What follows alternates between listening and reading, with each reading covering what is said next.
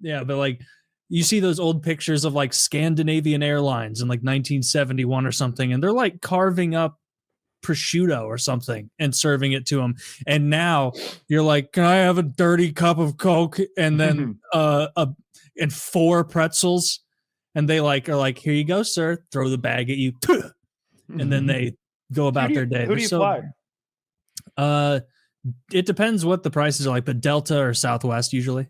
I only fly Delta, and I remember last time I flew Delta, I got the charcuterie board, and it was pretty good.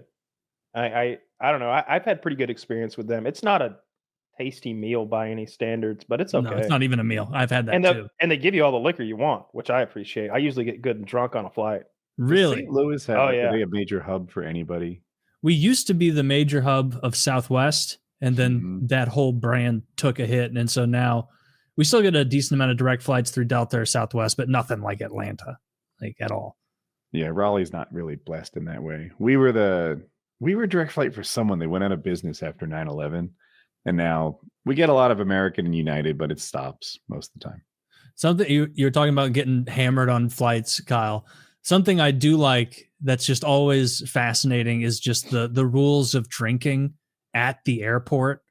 Where like if you were to just be walking about like you're walking to get coffee or something before work, and you see some guy in a bar like with like 2 empty beers already, and he's working on a third. It's 6:04 in the morning. You'd be like, golly, let the sun come up all the way before you decide the day's fucked. But you'd see that at an airport, and it's like, that's just a guy waiting.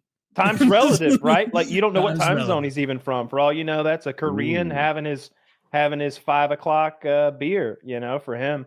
I usually have a drink before the flight, and then if I'm not smoking or I don't have edibles. Now, when we fly to Colorado and I'm coming back, I'm always the last one to leave the property because it's usually under my name, so I like to do a last run through, make sure there's no cigarette butts in the backyard and whatnot.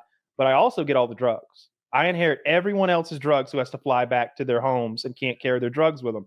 So on the last day of one of our weekcations, I've got a huge pile of drugs that either gets thrown away or smoked and eaten. And I go to the airport, like park and ride lot. Whatnot. I sit in that park and ride lot and I do all the drugs. And then I throw away all the paraphernalia in a trash can. And then I drive to the airport and start the process. And I'm like, them edibles are going to kick in soon. They're going to kick in soon. I got to make it through the metal detectors. See, I've been in that exact same boat where like, I think you were the one who said it, where like you smoke or eat edibles to the point that you're like almost scared. I am scared. Then you go through security. And then by the time you're through security, you just have that wash over you feeling of like, what was I even worried about? Why was I so scared of that dog?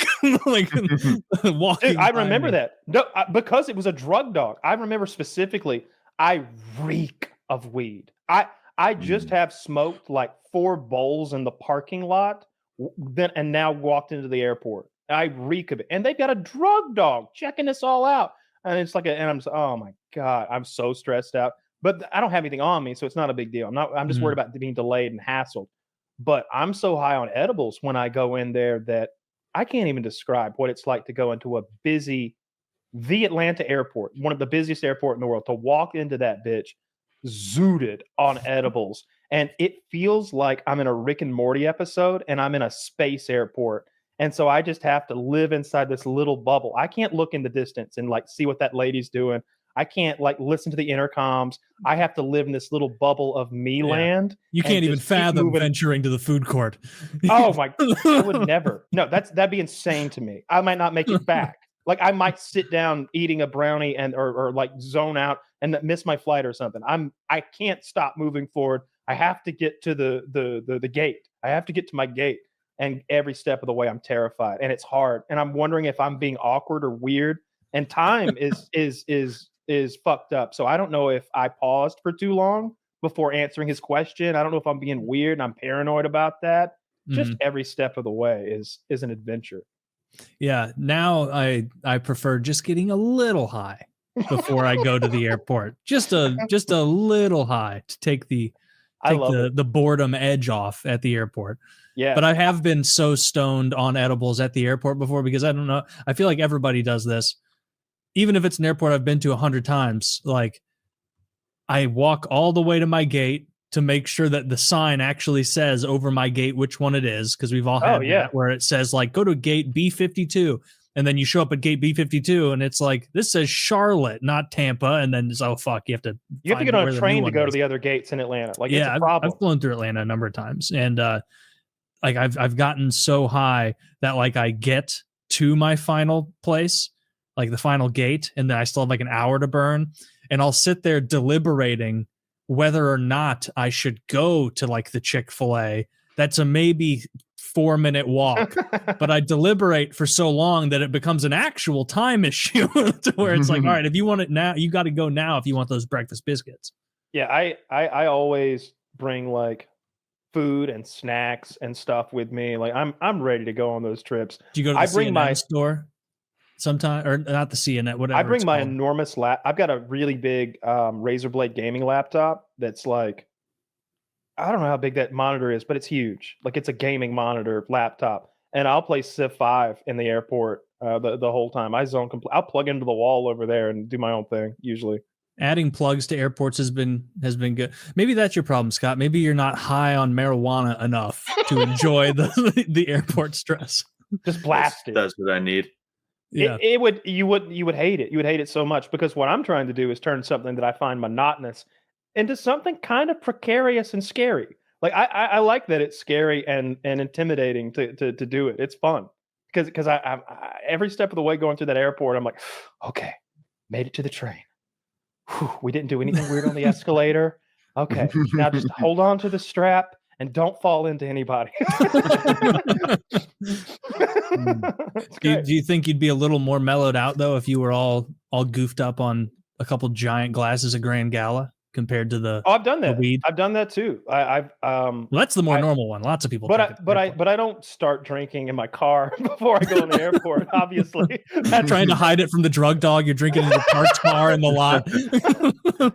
I'm not drinking water out of an Aquafina bottle in the parking lot or anything.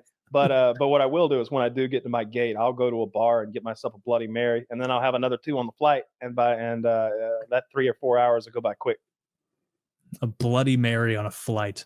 Yeah, it's my go-to. I like the tomato juice. It hides the awfulness of the vodka. And what I don't want to do in front of this group of first-class passengers is like shoot, like chase and shoot like an asshole in first class.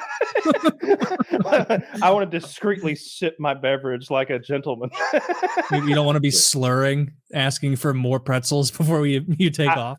Yeah, I don't want them up by the cabin being like, that white trash guy over there has had his 5th Bloody Mary. Yeah, I know. He pinched my ass. Like I don't want to be the piece of shit on the flight.